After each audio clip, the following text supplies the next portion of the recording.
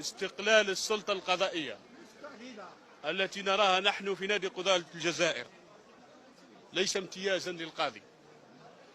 استقلال السلطة القضائية التي يراها أعضاء نادي قضاة الجزائر ليس امتيازا للقاضي، بل هو امتياز للمواطن لينعم بقضاء مستقل محايد كفء ونزيه.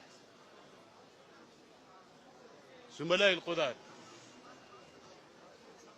السادة المحامين، إن الظرف الذي تعيشه البلاد يفرض علينا الوحدة والتآزر، وأن نكون يدا واحدة ولسانا واحدا يحمي بعضنا البعض، لأن الذئب يأكل القاسية من الغنم. زملائي القضاة، إن عجلة التاريخ لا يمكن إعادتها إلى الوراء، فالحراك الذي نعيشه هدفه القضاء على مثل هذه الممارسات البالية التي جعلت القاضي أداة في يد السلطة التنفيذية يأتمر بأمرها ويلبي رغباتها.